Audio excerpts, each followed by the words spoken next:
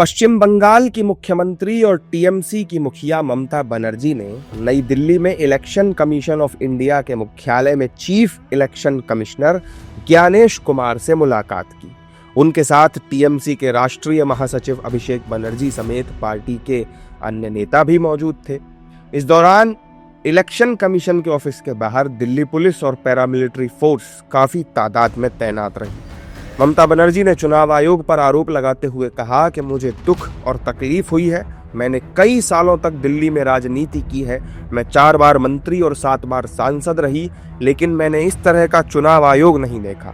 वो बहुत घमंडी हैं, बहुत बड़े झूठे। देखिए, हमको बहुत दुख हुआ है,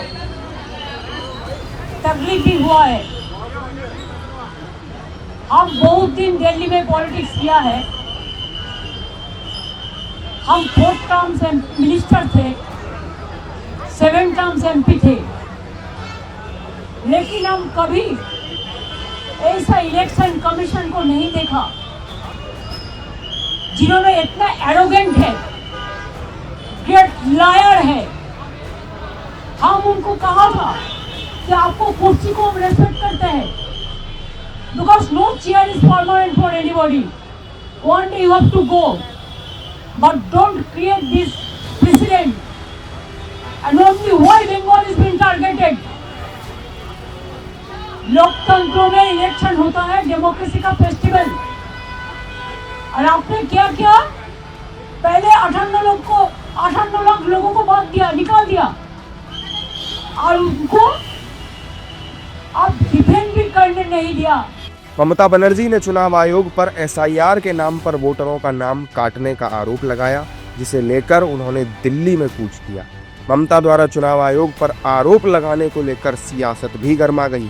बीजेपी नेताओं ने सीएम ममता पर जनता के बीच भ्रम फैलाने का आरोप लगाया है। इस दौरान बीजेपी नेताओं ने कहा है कि ममता बनर्जी केवल घुसपैठियों को बचाने के लिए ऐसा कर रही है। एसआईआर के बारे में केवल बंगाल में नहीं चल रहा है, पूरा हिंदुस्तान में 12 स्टेट पर चल रहा है। लेकिन वो हैरानी के बात क्यों बोल रहा है, जानकारी नहीं। वहाँ हैरानी जो कर रहा है ममता बनर्जी खुद कर रहा है, उनका भतीजा, उनका दल का विधायक सारी जगह पर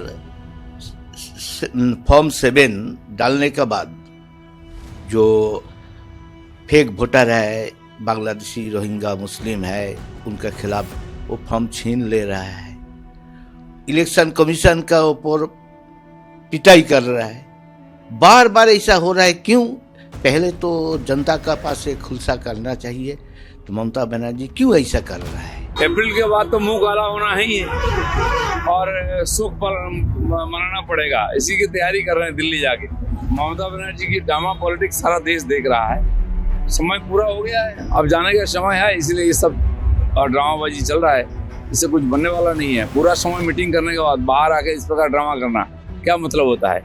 कुछ बनने वाला नहीं है, हाथ में कुछ बचा नहीं है, जाने का इंतजार है। ऐसा है, अभी वो बंगाल के जनता भी उनको बहुत सीरियसली, गंभीरता से ले नहीं रही हैं। ममता बनर्जी एक ज़माने में वो शेरनी मानी जाती थी, एक लड़ाकू नेत्री के हिसाब से उनका पहचान था।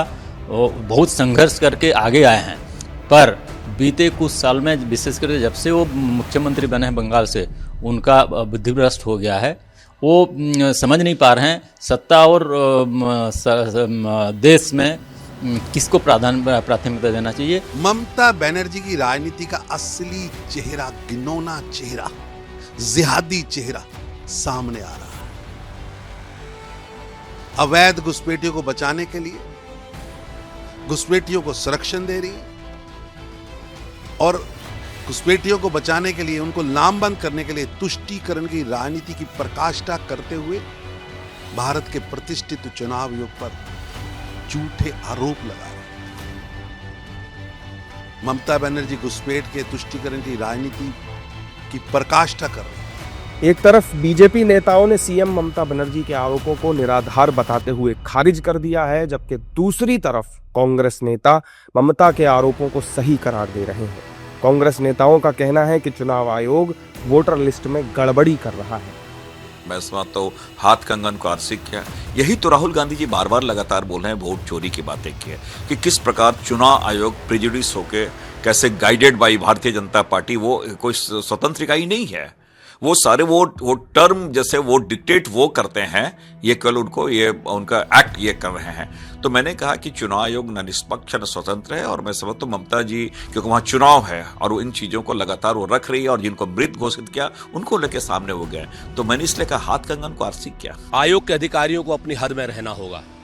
राजनीतिक नेतृत्व और जो भी लोकशाही द्वारा चुना हुआ राजनीतिक नेतृत्व है, 15 साल के आसपास जो मुख्यमंत्री रही हो, तमाम केंद्र के मंत्रियों के पद पर रही हूं, ऐसी महिला के साथ अपमानजनक भाषा में व्यवहार करना ये कतई बर्दाश्त नहीं किया जाएगा चुनाव आयोग के अधिकारियों के द्वारा। समय आएगा, सबको अपने किए की सजा मिलेगी, कानून सम्मत सजा मिलेगी। एसआईआर की प्रक्रिया शुद्ध रूप से भारतीय जनता पार्टी को एक कवर फायर देने का तरीका भर चुनाव आयोग ने रख दिया है, इसके अलावा और कुछ नहीं। इससे पहले ममता बनर्जी की सोमवार को दिल्ली के बंग भवन के बाहर तैनात सुरक्षा कर्मियों से बहस हुई थी और उन्होंने अपने राज्य में मतदाता सूचियों के एसआईआर से प्रभावित परिवारों के उत्पीड़न करने का आरोप लगाया था।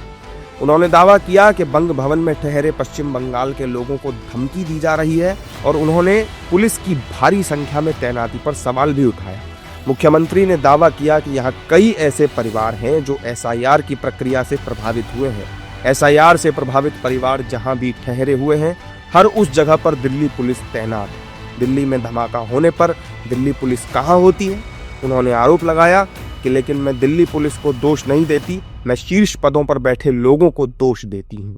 देश और दुनिया की तमाम बड़ी खबरों से जुड़े रहने के लिए लाइक करें, सब्सक्राइब करें यूट्यूब पर सच को हिंदी चैनल और बेल आइकन दबाकर पाएं लेटेस्ट अपडेट सबसे पहले।